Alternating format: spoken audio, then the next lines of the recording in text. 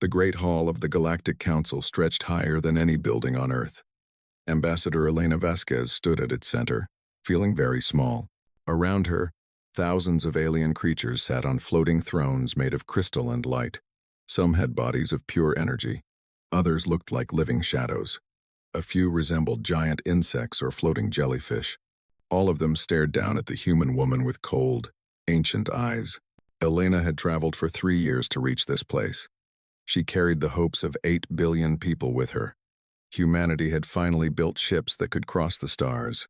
They had found the Galactic Council, a group of over 4,000 species that had ruled the Milky Way for 600,000 years. Now, humanity wanted to join them. "We come in peace," Elena said. Her voice echoed in the massive chamber. "We wish to learn from you. We wish to trade with you. We wish to be your friends." The High Arbiter floated down from the highest throne. His name was Zeth Vorian, and he was made entirely of golden light. He was older than human civilization. He had seen empires rise and fall like waves on an ocean. To him, humans were nothing more than insects that had learned to build rockets. "We have studied your species," Zeth Vorian said. His voice was like thunder mixed with music. "We have watched you for 200 of your years. We have seen your wars. We have seen your cruelty. We have seen how quickly you change and grow." Elena felt hope rise in her chest. "Yes, we grow quickly. We learn fast. We could contribute so much to your council." "That is precisely the problem."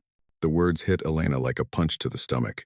She watched as Zeth Vorian raised one arm of light. Behind him, a massive screen appeared, showing images of Earth. Wars, pollution, violence, but also cities being built in decades, technology advancing in years instead of centuries, humans adapting to every environment, surviving every disaster. "You are unstable," Zeth Vorian declared. "Your genes change too quickly. Your minds are too chaotic.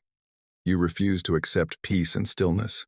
Every other species in this council has learned to stop growing, to find balance, to remain stable. You cannot do this. You will not do this."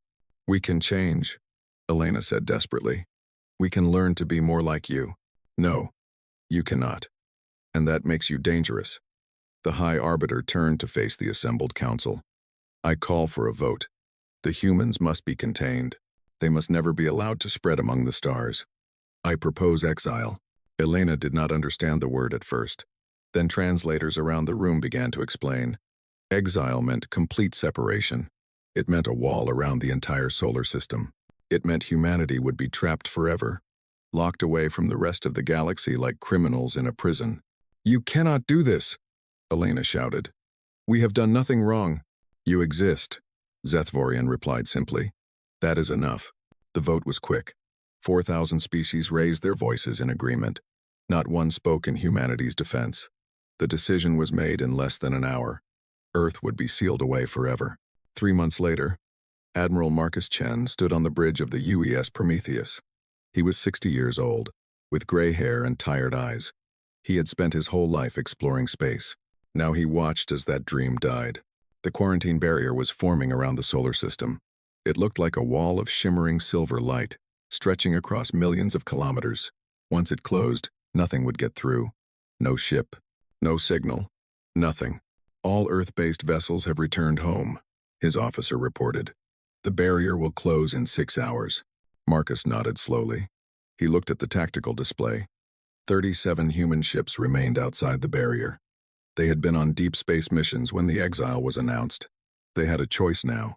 They could fly home and live in the prison with everyone else. Or they could stay outside, alone in a galaxy that hated them. "Open a channel to all ships," Marcus commanded. His face appeared on screens across all 37 vessels. Thousands of crew members watched their admiral, waiting for orders. "You all know what happened," Marcus said. "The council has decided we are too dangerous to exist freely. They have locked our home away. If we go back now, we go back to a cage. Our children will never see the stars. Our grandchildren will forget they ever existed." He paused, letting the weight of his words sink in. "But we have another choice. We can stay out here. We can survive. We can build something new. It will be hard. Many of us will die. We will face dangers we cannot imagine. But we will be free." Marcus looked directly into the camera. I will not order anyone to follow me. This must be your choice. Any ship that wishes to return home may do so with honor. But I am going forward, into the unknown, into the darkness, because I believe that humanity's story does not end here. I believe our best days are still ahead. He waited. 1 minute, 2 minutes. The barrier continued to form, the window of escape growing smaller. Then, one by one, the ships responded. Every single one chose to stay. Captain Yuki Tanaka of the Defiance was the first to speak. We're with you, Admiral. All the way. Marcus felt tears forming in his eyes, but he did not let them fall. He straightened his back and faced the endless stars ahead. Then let's go find our future. All ships, set course for the outer rim. Maximum speed. Behind them, the quarantine barrier sealed shut with a flash of silver light. Earth was gone. Home was gone. 8 billion people were now prisoners, but 37 ships flew forward into the darkness, and in their hearts burned a fire that would one day light up the entire galaxy. The exile had begun, but so had something else. Something the Council would learn to regret. Humanity was free. 50 years had passed since the exile. Captain Yuki Tanaka was now an old woman with white hair and a back bent by time, but her eyes were still sharp, and her mind was still quick. She stood on the bridge of the Defiance, the same ship she had commanded when humanity fled into the darkness. The fleet had grown. 37 ships had become 212. Some were built from scratch in makeshift shipyards. Others were salvaged from abandoned stations and dead vessels found drifting in space. The humans called themselves the Exodus Armada now. They had no home, no planet, no safe harbor. They lived among the stars like nomads of ancient Earth. Captain, we are approaching the Vrekari station, her navigator reported. Yuki nodded. The Vrekari were another exiled species. 3,000 years ago, the Council had cast them out for refusing to change their bodies through genetic modification. They had survived alone in the Outer Rim ever since. Now, humanity hoped to make them friends. The Vrekari station was enormous, a spinning wheel of metal and glass floating in the void. As the Defiance docked, Yuki prepared herself for a difficult meeting. Exiled species did not trust easily. Everyone in the Outer Rim had learned that trust could get you killed. The Vrekari leader was called Torvax. He was tall and thin, with blue skin and 4 arms. His face showed no emotion as he studied Yuki across the meeting table. You are the humans, Torvax said. We have heard stories. They say you were exiled only 50 years ago. They say you had barely discovered faster than light travel. They say you are primitive. We were primitive. Yuki admitted. We are learning. Torvax made a sound that might have been laughter. Learning? It took my people 200 years to understand the shield technology we now use. Your ships have no shields at all. You are children playing in a very dangerous place. Yuki smiled. She had been waiting for this moment. She gestured to her chief engineer, a young man named David Okonkwo. David placed a small device on the table. It hummed with energy. We captured one of your damaged shield generators 6 months ago, Yuki explained. David has been studying it. Show him, David. The young engineer activated the device. A bubble of shimmering energy appeared around it, exactly like Vrekari shields. Torvax stared. His forearms went rigid with shock. That is impossible. You cannot have copied our technology so quickly. It is impossible. My grandmother always said that impossible is just another word for not yet done. David replied with a grin. That day, humanity gained its first true ally among the stars. The Vrekari gave them shield technology, star maps, and knowledge of the Outer Rim. In return, humans shared their gift for rapid innovation. Engineers from both species worked together, creating new technologies faster than either could alone. But Yuki knew that survival required more than allies. It required resources. The Exodus Armada traveled deeper into the Outer Rim, into regions that even the Vrekari feared to enter. They found the Shroud Nebula, a vast cloud of purple gas filled with exotic matter. The Council had declared this region too dangerous to harvest. The radiation was deadly. The gravity was unstable. Ships that entered often never returned. Human miners went in anyway. They lost ships. They lost lives. But they also found treasures beyond imagination. Rare elements that could power engines for centuries. Crystals that could store vast amounts of energy. materials that the council had never possessed because they had been too afraid to reach for them. Then came the greatest discovery of all. Dr. Amara Okonkwo, David's daughter, led an expedition to a dead system at the edge of known space. The star had gone dark millions of years ago. The planets were frozen tombs, but sensors detected something strange on the fourth planet. Something artificial. Amara landed her shuttle on the icy surface and walked through ruins older than the council itself. The builders were long dead. Their cities crumbled to dust. But deep beneath the surface, she found a chamber that had been sealed against time.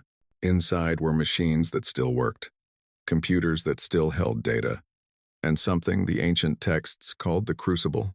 Amara spent months studying the records. She learned that the builders had been called the Ashkari.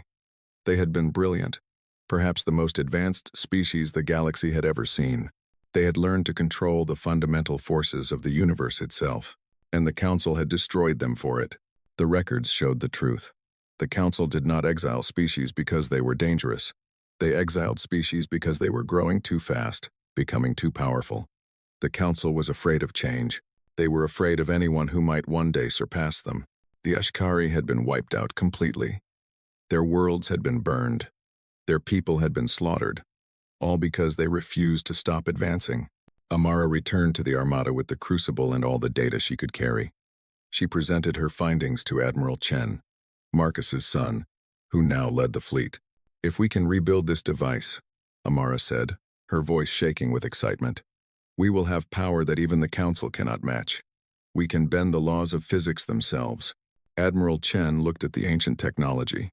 He thought about his father, who had died 10 years ago, still dreaming of a free humanity. He thought about Earth, still trapped behind the barrier. He thought about the future. "Then we rebuild it," he said, "no matter how long it takes." Far across the galaxy, in the gleaming halls of the Council, Zeth Vorian received reports from his spies. Humanity had found the Ashkari ruins.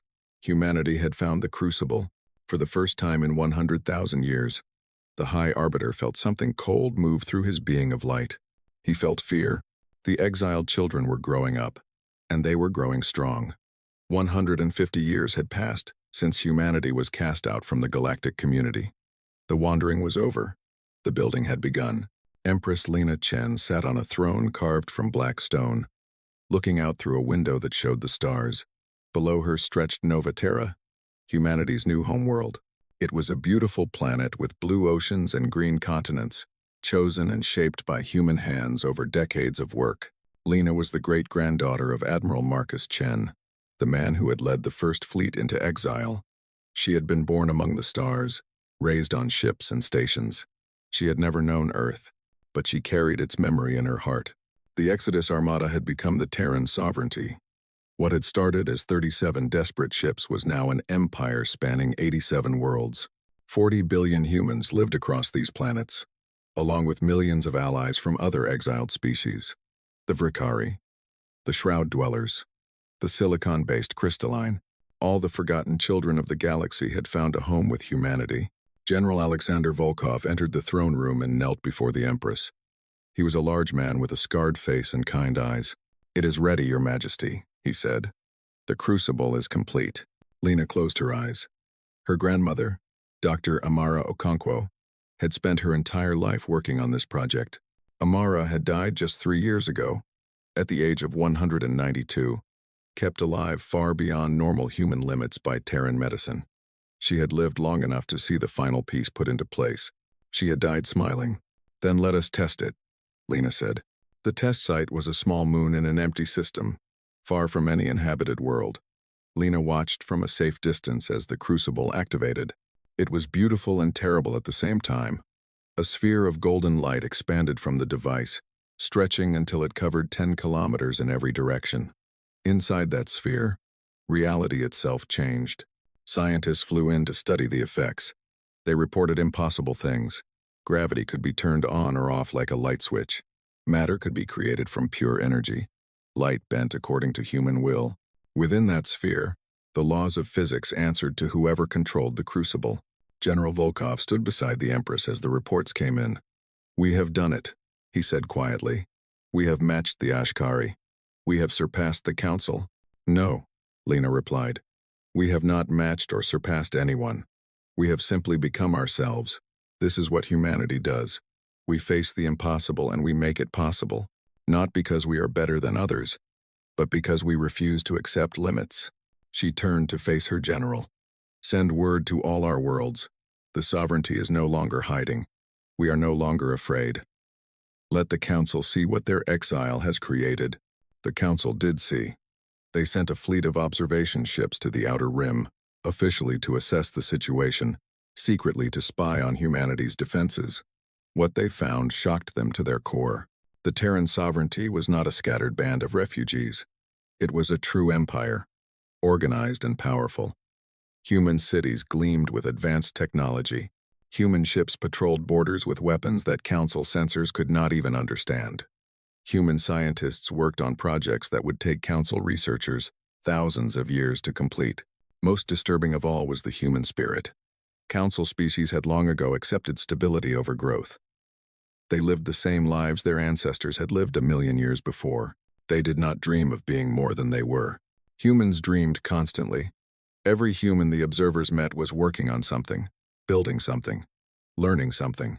Children studied subjects that council experts considered impossible. Workers invented new tools every day. Artists created beauty that changed the hearts of those who saw it. The observers returned to council space with their report. Zethvorian read it in his chambers of light. Each word filled him with greater dread. They have grown too strong, said Counselor Threndax, a creature of shadow and fear. In 150 years, they have advanced more than most species advance in 10,000. If we do not act now, they will surpass us completely within another century. What do you suggest? Asked Zethvorian. War. We must destroy them before they become unstoppable. The High Arbiter considered this. He had ruled the council for longer than human civilization had existed. He had overseen the exile of hundreds of species. He had ordered the destruction of the Ashkari. He had always believed that stability was more important than growth, that order was more valuable than freedom. Now he faced a species that rejected everything he believed, a species that grew stronger through adversity, a species that turned exile into opportunity. Prepare the fleets, Zethvorian commanded. All of them. Every species in the council will contribute ships. We will marshal the largest armada in galactic history. And if even that is not enough? Threndax asked. Zethvorian was silent for a long moment. Then he spoke words that had not been spoken in millennia. Then we will use the silence protocol. We will erase their entire star system from existence. Every world, every station, every ship, every man, woman, and child. We will make it as if humanity never existed at all. Far across the galaxy, Empress Lena Chen looked up at the stars and felt a cold wind blow through her heart. She did not know what was coming, but she knew it was coming. The council would not let humanity grow forever. Eventually, they would try to cut the tall flower down. When that day came, humanity would be ready. They had been preparing for this moment for 150 years. The largest fleet in galactic history filled the sky like a swarm of metal insects. 2 million ships from 4,000 species, gathered together for one purpose: the complete destruction of humanity. Admiral Yuki Tanaka III stood on the bridge of the TSS Defiance, the fourth ship to carry that name. He was the great-grandson of the original Captain Tanaka, who had been among the first to follow Admiral Chen into exile. Now he commanded the defense of everything humanity had built. Enemy fleet will enter Terran space in 6 hours, his tactical officer reported. Yuki studied the display. 2 million ships against humanity's fleet of 50,000. The numbers looked hopeless. Any other species would have surrendered. Any other species would have begged for mercy. Humans were not any other species. Signal all commands, Yuki ordered. Execute Operation Starfall. Across Terran space, hidden weapons activated. Satellites that had looked dead suddenly came to life. Asteroids that had drifted harmlessly for years revealed massive cannons hidden inside. Planets that seemed undefended showed energy shields rising from their surfaces. Humanity had been preparing for this war since the day of exile. Every system was a fortress. Every moon was a weapon. Every ship was a trap. The Council fleet entered Terran space expecting a quick victory. They found a nightmare. The first wave of Council ships met human vessels that seemed to pass through solid matter like ghosts. These phase ships struck from inside enemy cruisers, destroying their engines and weapons before vanishing again. Council commanders screamed orders, but there was no defense against an enemy that could not be touched. The second wave faced localized crucible fields. In these zones, human operators controlled physics itself. Energy weapons curved back toward the ships that fired them. Missiles forgot how to explode. Shields inverted and crushed the vessels they were meant to protect. The third wave encountered gravity weapons. Human dreadnoughts generated focused gravitational pulses that compressed Council ships into balls of twisted metal. Entire squadrons were crushed into objects no larger than a human fist. Supreme Commander Zethvorian watched from his flagship as his armada was torn apart. In 3 hours, he lost 500,000 ships. In 5 hours, he lost 1 million more. The battle that was supposed to show humanity the power of the Council instead showed the Council how weak they had become. Retreat, Zethvorian finally ordered. All ships, retreat. The remains of the Council fleet fled in chaos. Ships of different species crashed into each other in their desperation to escape. Communications were filled with screaming and crying in 1,000 alien languages, but humanity did not pursue. As the Council ships ran, a message broadcast across all frequencies. Empress Lena Chen appeared on every screen.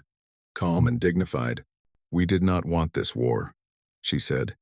"You forced it upon us, as you forced exile upon us 175 years ago. We offer you now what you never offered us. Mercy. Withdraw completely. Leave Terran space. Do this, and the killing ends. Continue this war, and we will show you why you were right to fear us." The message ended. The Council fleet continued its retreat. Zethvorian sat alone in his chambers, his light flickering with rage and humiliation. "They dare to offer us mercy," he whispered. "They dare." He could not accept defeat. He would not accept defeat. If conventional weapons could not destroy humanity, he would use something unconventional, something forbidden. The Silence Protocol had existed since before the Council was formed. It was a weapon of last resort, designed to sterilize entire star systems. It did not simply kill the enemy, it erased all matter within its range, leaving nothing but empty space. No bodies, no ruins, no evidence. The Council had used it 3 times in its history. Each time had been kept secret. The protocol was considered too terrible to acknowledge. But Zethvorian was beyond caring about rules now. He ordered the Silence Protocol prepared. The target, Nova Terra, and the 6 surrounding systems. Humanity would be completely erased. The galaxy would forget they ever existed. He did not know that humanity had been preparing for this too. For decades, Terran intelligence had infiltrated the Council. Spies hidden as servants, artificial minds embedded in Council computers, even some Council members who had grown to admire humanity's spirit and had secretly switched sides. These agents had watched and waited, gathering evidence of every crime the Council had ever committed. When Zethvorian ordered the Silence Protocol, a spy named Vex Rhea copied the order and sent it to Nova Terra. With it came records of the protocol's previous uses: the genocide of the Ashkari, the extermination of the Void Dancers, the murder of billions of innocent beings whose only crime was growing too fast. Dr. Amara Okonkwo had died 3 years before the war, but she had left behind an heir to her work. Her great-grandson, Director Thomas Okonkwo, now controlled Terran communications technology. When he received the evidence, he knew exactly what to do. Within hours, the truth was broadcast to every corner of the galaxy. Every species in the Council saw the records. They saw the genocides. They saw the lies. They saw that the Council had been murdering civilizations for hundreds of thousands of years, calling it justice while it was simply murder. The reaction was immediate. Species that had trusted the Council for millennia suddenly saw it for what it was. Protests erupted on 1,000 worlds. Council governments fell. Alliances broke apart. Zethvorian tried to launch the Silence Protocol anyway, but his own officers refused to obey. They arrested him in his chambers as he screamed curses at humanity. The Council did not fall to human weapons. It fell to the truth. Empress Lena received word of the Council's collapse while standing on the balcony of her palace. Below her, crowds of humans and aliens celebrated in the streets. They had won, not just the war, but something more important. They had proven that they deserved to exist. Tears rolled down the Empress's face. She thought of her great-great-grandfather, Admiral Marcus Chen, who had led 37 ships into the darkness with nothing but hope. She thought of all those who had died building this dream. She thought of Earth, still trapped behind the barrier. "We're coming home," she whispered to the stars. "We're finally coming home." 200 years after the exile, the quarantine barrier around the solar system finally fell. Admiral Yuki Tanaka III commanded the homecoming fleet personally. 100 ships, carrying representatives from every world in the Terran sovereignty, approached the space where the barrier had stood for 2 centuries. Engineers had worked for months to disable the ancient technology. Now, as the last shimmer of silver light faded away, the path to Earth was open. Yuki stood at the front of his bridge, watching the view screen. His hands trembled. His eyes grew wet. Before him, growing larger with each passing moment, hung a small blue planet wrapped in white clouds. Earth. He had never seen it before, except in pictures and old recordings. His ancestors had fled when the barrier formed. 4 generations had lived and died among the stars, dreaming of this moment. "All ships," Yuki said, his voice cracking with emotion. "Welcome home." The fleet entered the solar system slowly, carefully. They did not know what they would find. 200 years was a long time. The humans left behind could have died out. They could have regressed to barbarism. They could have forgotten the stars entirely. What the fleet found instead amazed them. Earth was alive. Cities sparkled across every continent, more advanced than anything the fleet had expected. Orbital stations circled the planet in graceful rings. Moon bases and Mars colonies sent greeting signals as the fleet passed by. But the technology was different. While the Terran sovereignty had focused on external power, on ships and weapons and conquest, Earth had turned inward. They had developed technologies of the mind and spirit, telepathy, emotional healing, perfect memory, the ability to share experiences directly from one consciousness to another. Where the sovereignty had built an empire of stars, Earth had built an empire of the soul.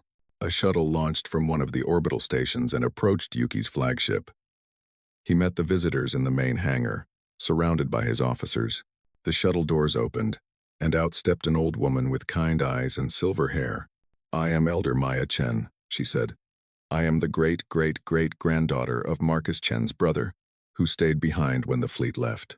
Yuki felt his heart stop. He was also descended from Marcus Chen. They were family, separated by stars and centuries, now reunited at last. "I'm Admiral Yuki Tanaka III," he replied. "We have come home." Maya smiled warmly. "We knew you would. We have been watching the stars for 200 years, waiting for this day. We saw your war with the Council. We saw your victory. We are so proud of what you have become." The 2 branches of humanity embraced that day, not as strangers but as family. The sovereignty brought technology that could reshape planets and bend the laws of physics. Earth brought wisdom that could heal ancient wounds and unite different minds into one understanding. Together, they became something greater than either could have been alone. 6 months later, Emperor Alexander Chen stood in the Great Hall of the Obsidian Palace on Nova Terra. The palace had been expanded to hold visitors from across the galaxy, species that had been exiled by the Council, species that had been oppressed, species that had simply wanted something better than the ancient stagnation of the old order. They all came to sign the charter of a new civilization. The Galactic Commonwealth was born that day. It was built on principles the Council had forgotten: freedom, growth, and the dignity of all thinking beings. Any species could join.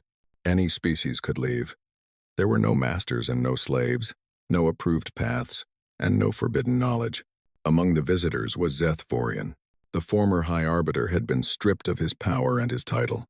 Many had wanted him executed for his crimes, but Empress Lena, before her death of old age the previous year, had granted him asylum.